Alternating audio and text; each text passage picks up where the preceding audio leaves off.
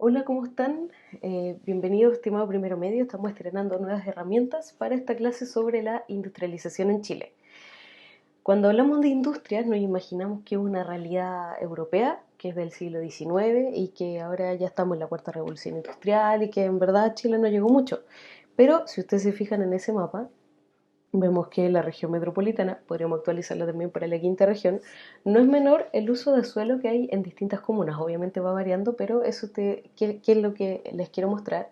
Que efectivamente hay industrias en el país, quizás no como ustedes lo vieron ahí en las ilustraciones del 19, pero existen, y de hecho un tema no menor en la contaminación y en el ambiente de Santiago.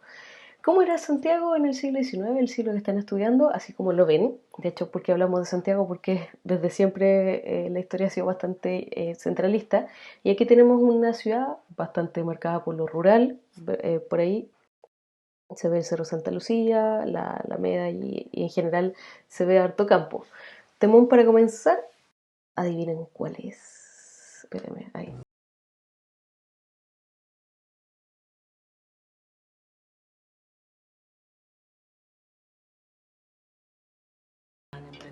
Si no lo conocen, les cuento, es de los prisioneros, se llama Las Industrias, que es como esta relación de amor y odio que tiene la sociedad, porque claro, la industria genera empleo, genera recursos, pero también mucha contaminación y ciertas formas viciadas de convivencia, ¿sí? Preguntas importantes. ¿Qué estaba pasando en Chile mientras se desarrollaba la revolución industrial? ¿Se industrializó el país? ¿Llegó este proceso? ¿Qué huellas dejó la industria del siglo XIX en Chile? Entonces, ¿qué es lo que tienen que saber? Mientras en Europa se desarrollaba la revolución industrial, en América, la primera parte de la revolución industrial, se desarrollaban y consolidaban las independencias y en el caso específico de Chile se realiza la independencia y se consolida la república, todo lo que estuvieron estudiando así, pero super flash, con la república liberal, la república conservadora, primero conservadora, luego liberal, ¿sí? Eso es como para tenerlo bien en cuenta. Entonces, ¿cómo se inserta Chile en esta historia de la revolución industrial? Lo primero que tienen que saber es que desde la época colonial hasta este momento que estamos estudiando, que es siglo XIX, incluso muchos dicen que el siglo XX y siglo XXI es el actual, Chile se ha vinculado con la economía mundial a través de la exportación de materias primas, que son las materias primas precisamente recursos que se extraen y que van a ser utilizados en otro proceso. Por ejemplo, el carbón que se mandaba de Chile servía para precisamente las industrias de Inglaterra. ¿Ya? Entonces vemos que es un actor secundario en la economía. ¿Qué es lo que pasa con eso? Que la economía nacional se limita porque al ser proveedor de materias primas se infiere que hay otro que lo va a utilizar.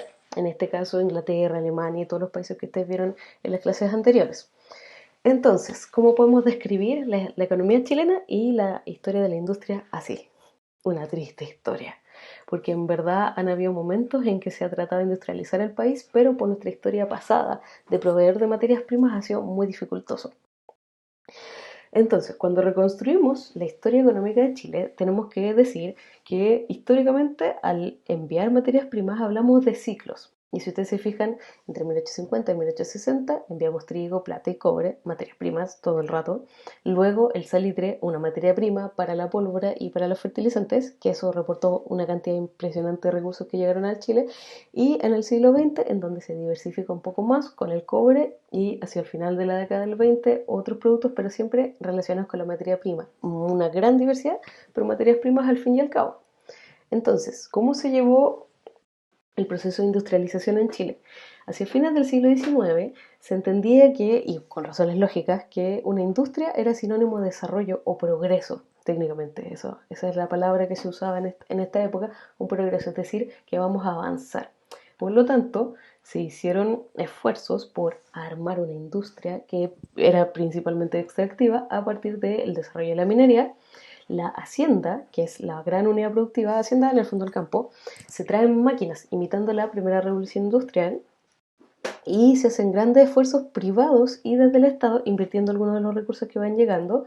Y entonces, ¿cuáles son estos esfuerzos? Ya que estamos exportando principalmente materias primas, es conectar a través del ferrocarril, imitando mucho a Europa, mecanizar, traer máquinas que hagan más eficiente la producción de recursos y el transporte, ya sea ferrocarriles, camiones o como la tecnología en el fondo para mover las cosas y llevarlas a los puertos, que era el principal medio de transporte de la época. Y entonces, ¿en qué se invierten los recursos? Dijimos entonces la hacienda porque hasta este momento la principal fuente de trabajo y de recursos es la hacienda, es decir, la agricultura.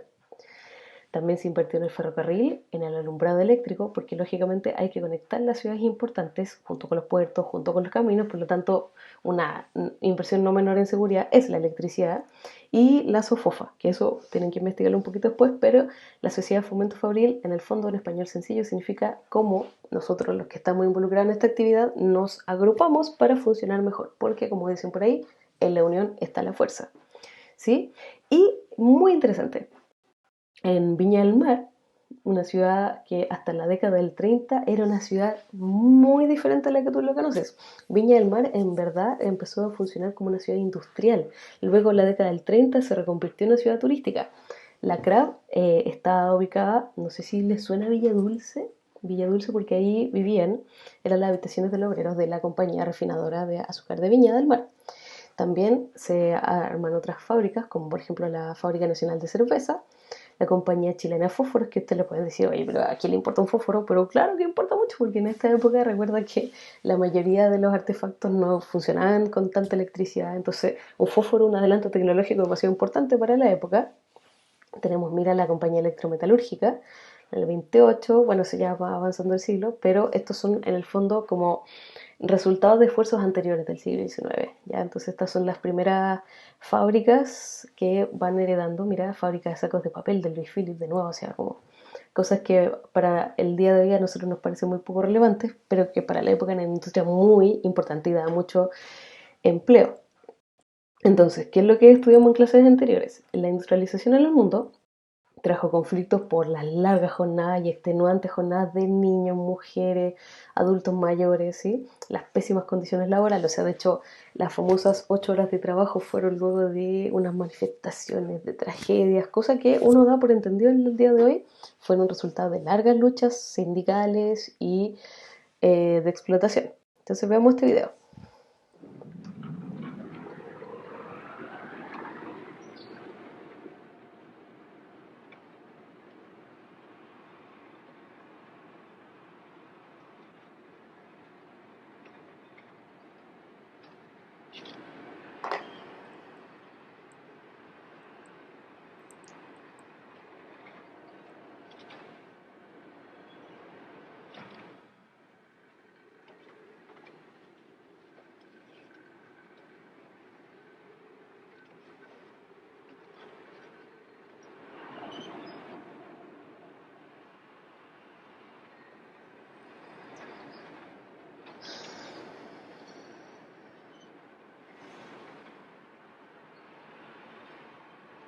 Recoged eso.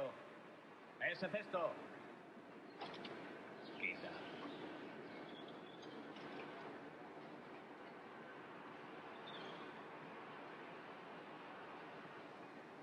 ¿Qué te pasa? ¿Eh? ¿Eh? Recoge eso.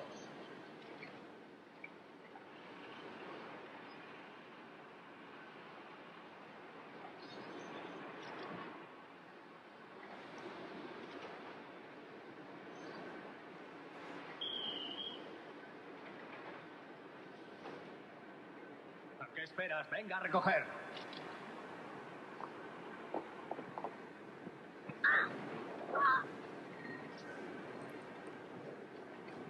Si no puedes trabajar aquí, estás de más. Venga, largo. ¿No has oído? He dicho que te largues. ¡Fuera! Y tú, 2 céntimos de multa. Yo no he hecho nada. 2 céntimos o te largas también.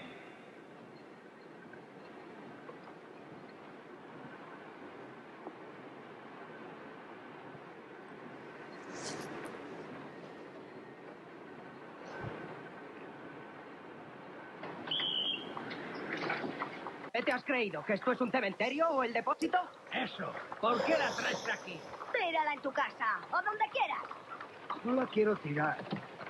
Pero estoy harto. Mirad quién viene. A ver, díganos, padre, ¿cree que hay derecho a que este viejo tire los cadáveres aquí en medio de la Está calle? mal, pero ¿qué quiere que haga? Yo no tengo autoridad para enterrarla. Y necesito mi carro. Tengo que trabajar. ¿Qué le ha pasado? Ha muerto de frío, padre. Tóquela. Todos los días pasa lo mismo. Los granjeros encuentran los cadáveres y los traen aquí en vez de enterrarlos.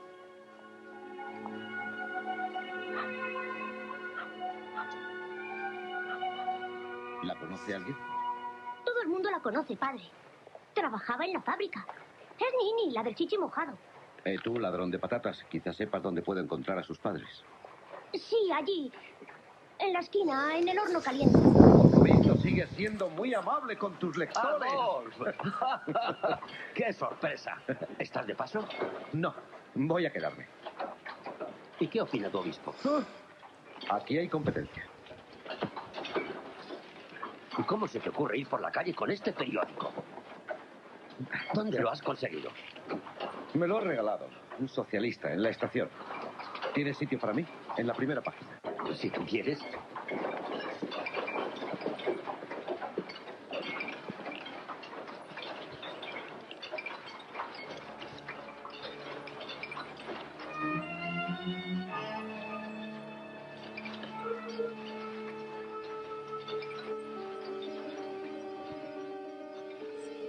Cura, la ciudad de Als cada día es más peligrosa. Exacto.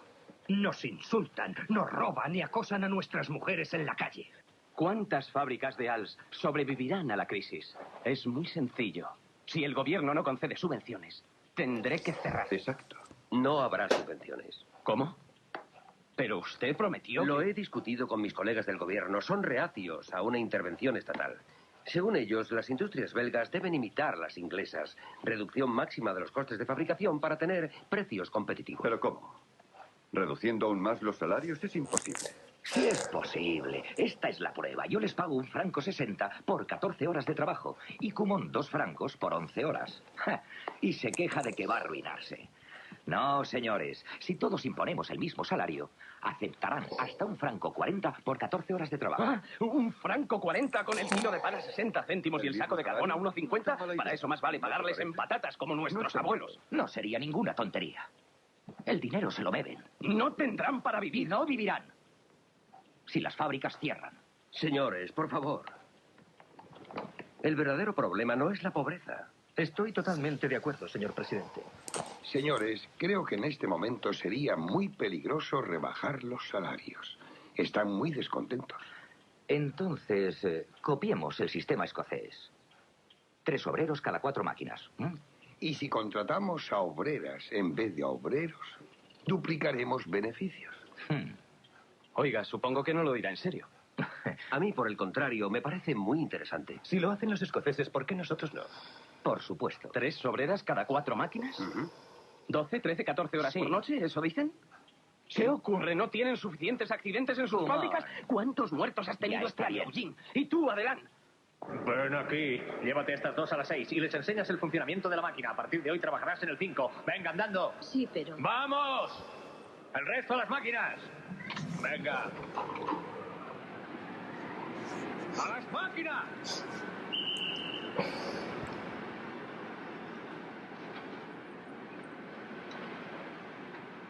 Podéis colgar la chaqueta ahí.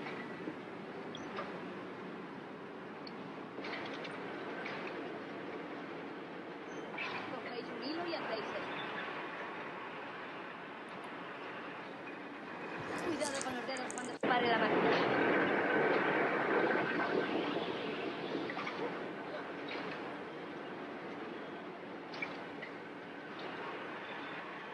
Venga.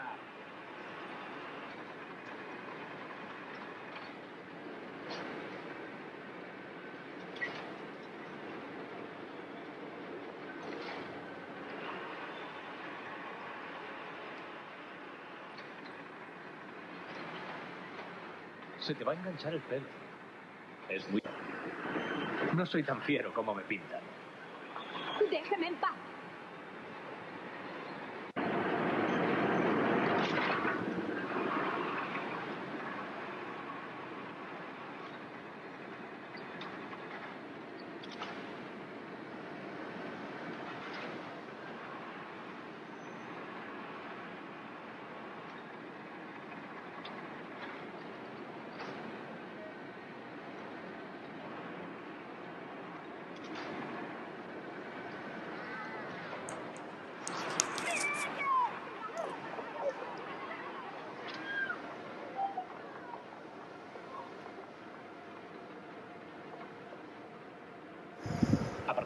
Dejadme pasar.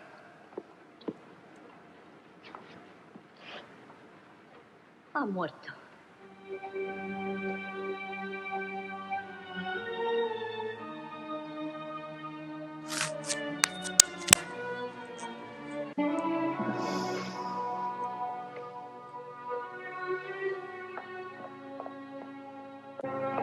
Vamos, Ned, no lo hagas. Déjeme en paz.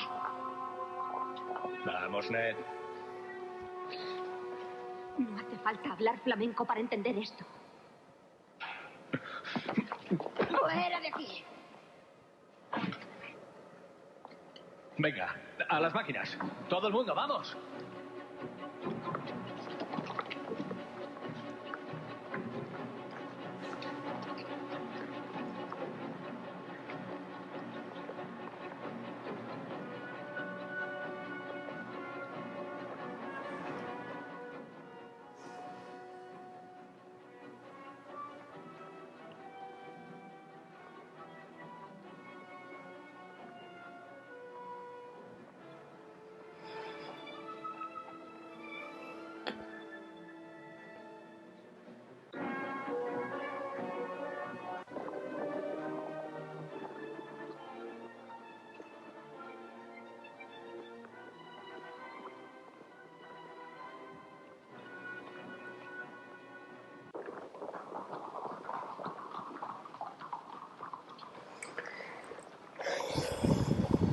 ¡Los gendarmes!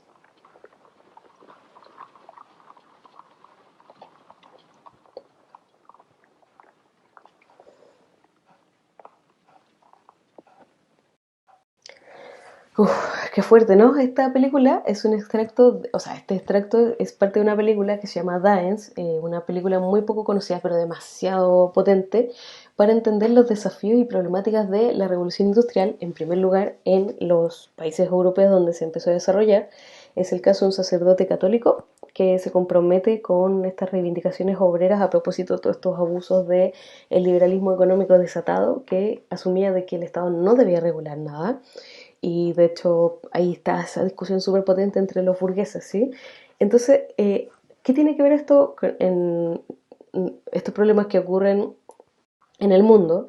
También van a llegar a Chile con posterioridad y en una escala bastante menor, pero no por eso menos intensa, y entonces eso va a provocar esta relación desigual entre los empleadores y la gente que trabaja en la industria, va entonces a provocar estos conflictos, porque en el fondo es primera vez que las relaciones humanas se realizan en esos códigos, en alguien, el burgués o el inversionista que tiene muchos recursos y está pero así implementando estas reformas versus esta otra gran masa de mano de obra que va a trabajar en condiciones bastante paupérrimas. Hay muchas excepciones, la verdad, muy honrosas, pero también hay una gran cantidad de personas que sientan muy mal presente en su relación con los trabajadores. Entonces, ante estos desafíos de la industrialización, ¿cuáles fueron las soluciones? La primera, el cartismo, que de hecho está la ilustración aquí, que en el fondo era que los obreros se organizaran y enviaban cartas de petición, ¿sí?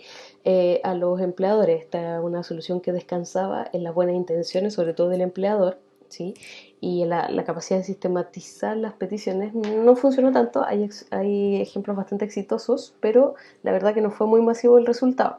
El ludismo, que es la otra ilustración que acompaña esta presentación, el ludismo básicamente es una reacción en contra de la revolución industrial, y el ludismo viene del apellido de uno de sus principales formuladores, o aquel que propone las ideas, Lud.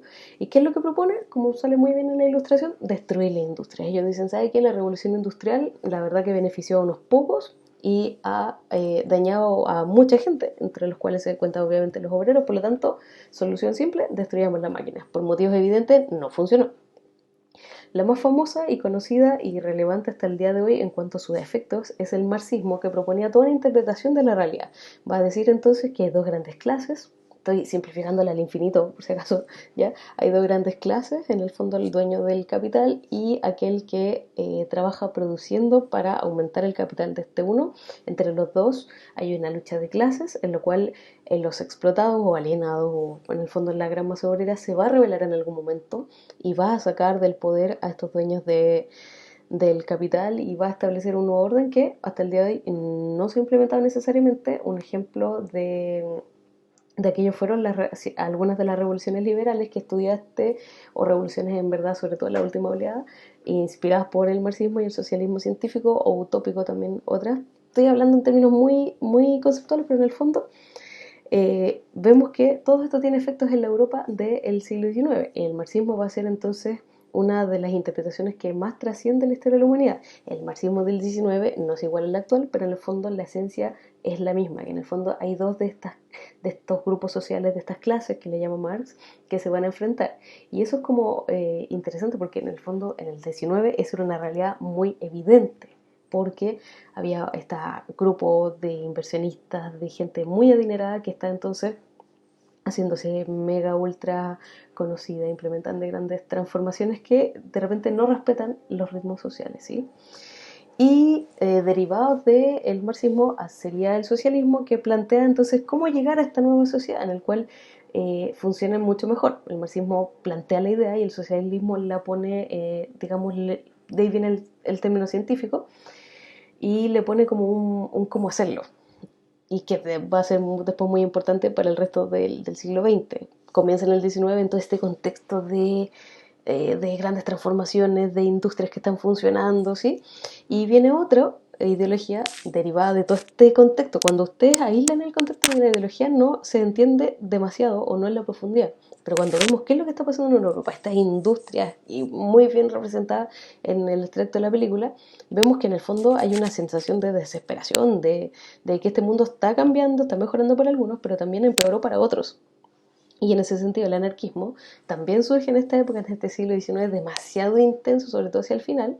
Y el anarquismo, ¿qué es lo que nos va a decir? El problema no son las máquinas, el problema no son los patrones, el problema no son las clases, es en el fondo la autoridad. Por lo tanto, desarmamos la autoridad, volvemos a esta comunidad casi idílica, soñada del pasado, y entonces todo va a ser mejor. En el fondo podemos producir, pero sin estas relaciones jerárquicas de autoridad tan marcadas, como también lo representaba muy bien. Y la última solución se subió, entre comillas, al último, es la doctrina social de la Iglesia Católica, porque los protestantes tuvieron sus acciones, que en el fondo era trabajar con los obreros, trabajar con los burgueses, pero de manera bastante más subterránea. En cambio, la Iglesia Católica toma decisiones. De hecho el Papa manda una encíclica, una carta, la Rerum Novarum, en el cual plantea que en el fondo hay que hacerse cargo.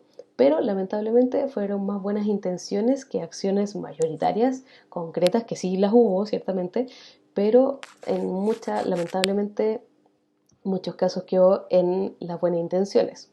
Entonces, ¿cómo se aterriza todo esto que está pasando afuera? En Chile, por supuesto que se manifiesta, y al igual que lo veíamos en la película, quizás no con las mismas máquinas, pero sí se exportan o se traen estos mismos problemas, unas condiciones laborales terroríficas, una mala distribución de la riqueza, porque el problema no es generar la riqueza, es cómo lo distribuimos entre aquellos que la generan y entre aquellos que la reciben y la gestionan. No, generar recursos no tiene ningún problema, ¿verdad? Y entonces, fíjense, se implementan soluciones similares a las que veíamos anteriormente, y se agrega o se intensifica bastante, que es el de la caridad. Es decir, personas que de suyo propio, de sus recursos, no solo de las capas altas de la sociedad, sino que también entre las mismas personas que están sufriendo el lado negativo de esta industrialización, la ayuda mutua.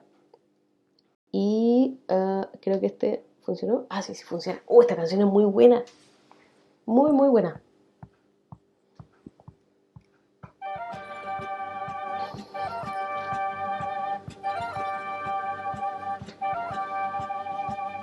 En la región de Atacama, los mineros en las montañas traen cobre, pero la gente que trabaja nunca ve nada de lo que saca, siempre pobre. Y en el gobierno otros se ganan lo que se guarda y se acapara siempre. Pasa Pedro León Gallo, levantó la cabeza para que la pobreza pronto terminara. Sin más explicación, la rebelión se armó, todo el pueblo reaccionó.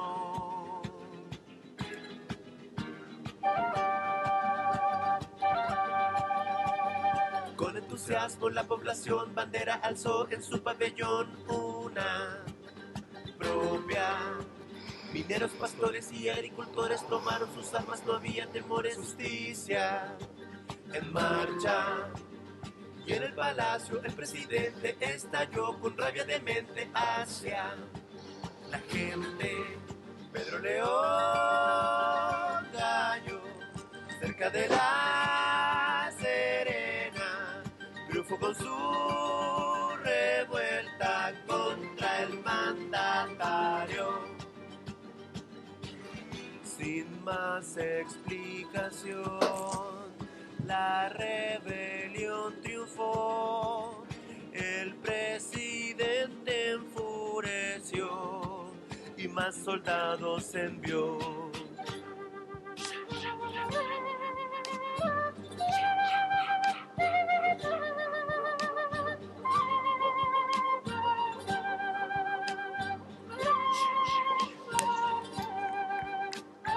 En las faldas del cerro ellos descansan, cuando de pronto muchos vieron venir.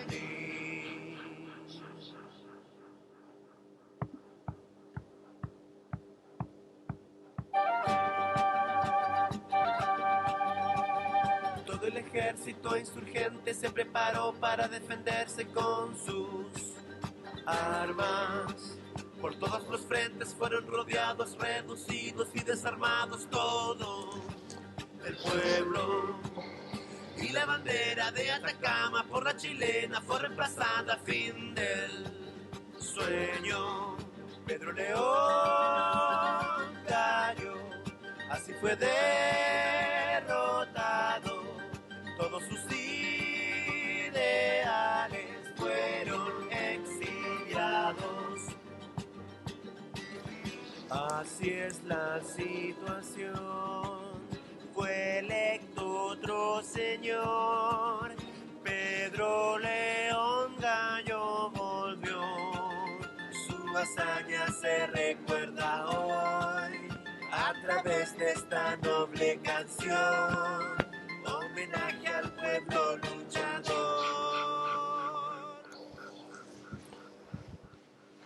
Este es un capítulo bien poco conocido de la historia laboral y sindical chilena. Es la revuelta de Pedro León Gallo, que en el fondo es expresión de cómo toda esta situación de las malas relaciones entre, perdón, ahí está el sitio, entre los empleadores y los trabajadores tiene estos momentos en que de alguna manera se organizan y encuentran un líder que en el fondo que los motiva para tomar acciones radicales. Y bueno, en el siglo XIX y principios del XX en Chile, las matanzas o estos episodios extremadamente violentos son más comunes de lo que uno quisiera y desearía que fuera así. Otro ejemplo muy famoso es la matanza de Santa María, que en el fondo es esta búsqueda desesperada por regular las relaciones entre los empleadores y quienes trabajan para ellos. Y entonces vemos que la economía se empieza a configurar en el siglo XIX, luego de estabilizar el sistema con mayor o menor éxito gracias al ideal portaliano.